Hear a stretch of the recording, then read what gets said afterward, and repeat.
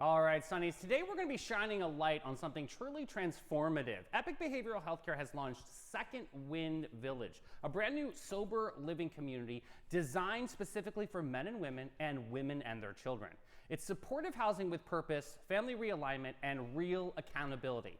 Tools that actually help rebuild lives, and including a house manager focused on relapse prevention and an employment vocational specialist, helping individuals step into stability and independence. Joining us today is James Lyman, Director of Compliance and Process Improvement at Epic, to share how this village is giving families hope, structure, and real second chance. James, welcome to the show, buddy. Thank you. I'm very honored to be here. Awesome. So good to have you here. And you know quite a bit about this too, right? Yeah, I do.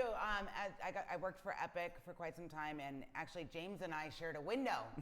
Very in nice. Our offices, and I will tell you. Keep her on her toes, James. Yeah. That's what we do He here. would pop up in the background when I was having meetings. It was so fun. But I will tell you, he is the perfect person for what Epic needs and what they are. Like, he definitely, you need something, he's there, he has your back, he thinks outside the box. His longevity in this industry is amazing, and being a veteran himself, he actually worked in DeLand with organization down there, but his way to think outside the box, I think, is one of the most amazing things, and his compassion. So let's jump into the story of Second Wind Village and tell us what the heart of that little community is all about. The driving factor behind this is we lack appropriate sober living environment for St. Johns County. It's always been a point of need. The Second Wind Village is a combined effort to establish a village-style supportive living environment for persons in recovery, while also offering safe and secure sober pathways to improving their lives, returning to their community to be successful, and focusing on family re-engagement. The village will offer sober living for men, women with children, with a total of 15 beds for men, 12 beds for women, and 6 rooms for women with children. That is amazing. And why is this such a critical entity to support sober living? Why is this so important? Once a person makes a choice to submit to change in their life, actively seeking, engaging in, and completing substance use disorder treatment, they may face additional unseen barriers that we are not aware of. Yeah. In many instances, their past often limits their future. Without proper housing availability or low-income housing availability, they may face homelessness right off the bat of coming out of treatment. And that stress can actually get them to relapse. Absolutely it can. Because that was a comfort, was their vices in which they were leaning on. And so now giving them an opportunity for having a sober living environment where they're being supportive, that inspires them every single day, right? Yes.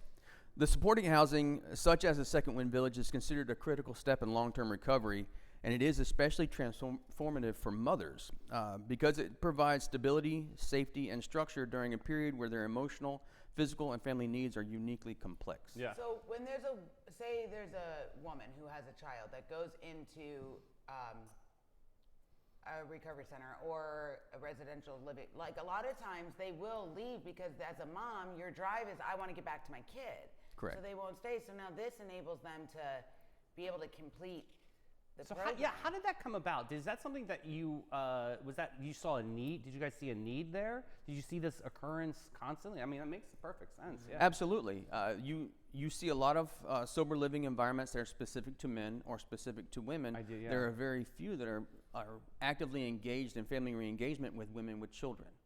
Now, we also want to look at the possibilities in the future of men with children. That's always an option to look at. But right now, we saw an opportunity. When I say we, the entire team has an amazing combined effort in this. And this came to fruition. Yeah. Yeah. And it's the whole idea behind a village-style approach. Yeah, it takes a village for a lot of these people to get up and out and prosper. But my biggest question for you right now on the women and children is, what are some of the biggest challenges that mothers can face going through sobriety? Wow, there are so many different options they can face. A lot of times they may face making even some of the most minor decisions in their life because they're focused on so many different pieces of that. Right, and that can get overwhelming too, underwater. Absolutely. The mothers who are trying to heal themselves while actively parenting, often describe the experience as doing emotional surgery while running a household. Yeah. They're trying to heal themselves. They're trying to help their children while also run their household. That's a lot. That's It's a lot incredibly to take on. demanding. Yeah. Add the constant focus on establishing and focusing on their recovery and meeting the related physical, emotional, and psychological impacts. Mothers face serious obstacles. We, at the Second Wind Village team, hope to show that each of those obstacles can be overcome. Yeah. So now with adding a vocational and employment specialist, Right. what exactly will that person's role be, and how does that play into helping refocus the individual? The employment and vocational specialist is going to be a game changer. Okay. In my time and experience in this environment, I have not had the luxury of coming across a sober living environment that offers this. Yeah, right. So when this was presented, it was an absolute, let's do this. They will provide skills development on resume writing, interviewing skills, introduction to vocational opportunities, volunteering opportunities, and overall job skills development, just to name a few. Part of the programming for the Second Wind Village is that each resident must work if able. As stated previously, their past often limits their future. Yeah. So, I mean, you think about it. Some of these people don't know how to write a resume. They don't know how to do, because there's been other things along the way. So having that formal training, I think, for anybody is huge. We will have a computer lab available to these residents with the employment vocational specialist right there to assist them in resume writing, job skills development, job seeking, creating a presentation on Indeed if they want to do that, if that's the platform they want to use. But it's just giving them the strength and the power and the support to move forward and keep themselves positive. What I love about the village, and I mean, I do a lot of work with ALS patients out there, and for them to have to go to specialist to specialist to specialist, it's daunting. It's very, very difficult to be able to do that. So hear about this village. This is really cool because it's all under one hub. Basically, right, they're going to be writing the computer lab. All of that is going to be in this, cohesive village where everybody can live harmoniously. Absolutely. We have 2 offices there. Staff will be there. It's amazing. At least 8 a.m. to 6 p.m. Monday through Friday. And so they are readily available to the residents. Yeah. Also, too, there's on-call people, Yeah. I'm sure. So now you're the peer support specialist. So break down what they are and like what they will be doing. That's important. In the key role for the village. Peer support specialists are peers that have been through the system, have come out on the other side in a positive manner, have successfully completed a series of trainings, and are then certified to assist other peers. Our house manager is a certified recovery peer specialist. She, or he, if it ends up being, but she currently is basically a quiet backbone of the recovery residence environment. Her role goes far beyond keeping the house running. They shape the culture, set expectations, and provide the consistent presence persons in recovery need to stay on track. Daily stability and structure. They model the recovery in action because they themselves are in recovery. They're the first line of support and the first to notice any red flags that may be happening because they can see the patterns of behaviors. They create a culture of accountability. They maintain the safe and substance-free environment. They build a sense of belonging and community, and they bridge the gap between residents and the support team. Now that's a lot to take on. It is. That's quite a big task. So is there support for the house manager? Because I'm sure there's days where it gets to be a lot to be able to deal with. We approach it as a team.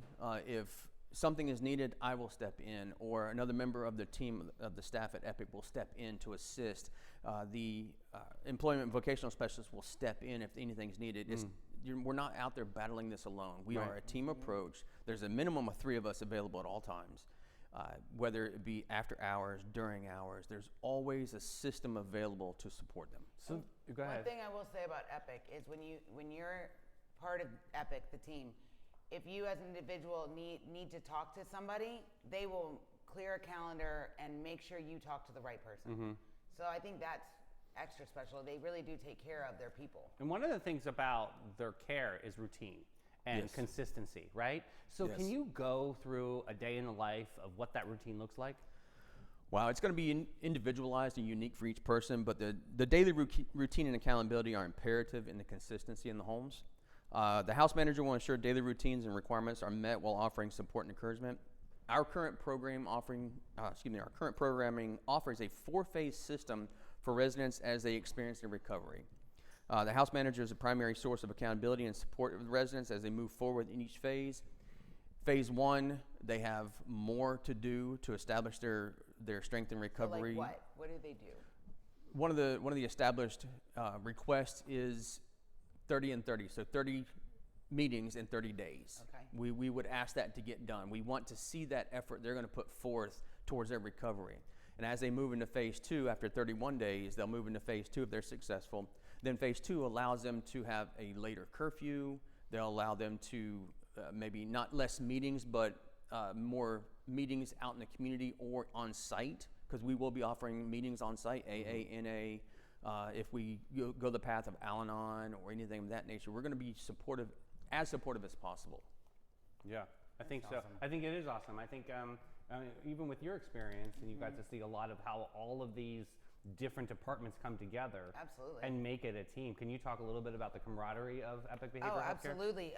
So my job at Epic, my title was Community Outreach Coordinator. So really, I just did fun things. Like, I didn't do the heavy stuff, but I helped with like fundraising and events, and I got to pick everybody's brain at Epic.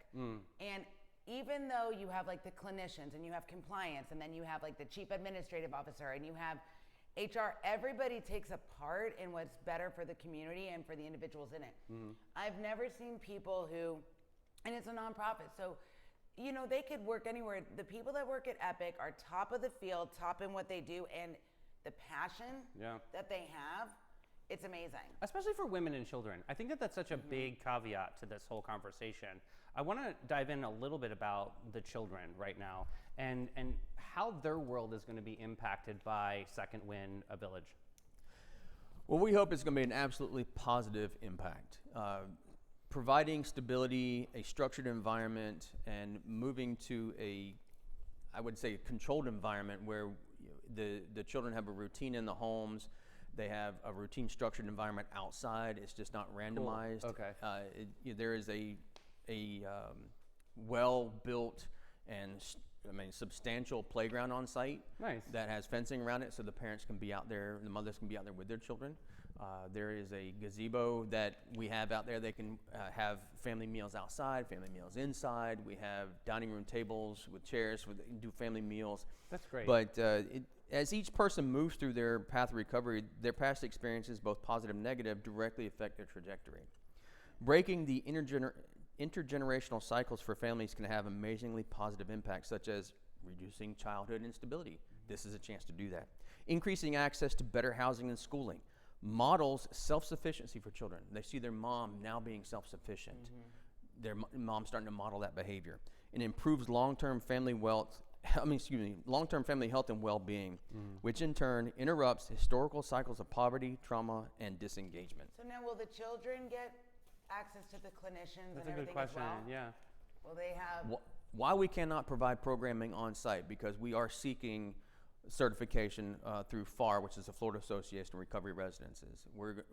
We will establish that the parents, the children, will have access to the outpatient programming we have at Epic. Okay. That we will utilize our systems to ensure there's a wraparound service delivery. Makes sense, yeah, because then it would all be a part of the village, which is pretty cool.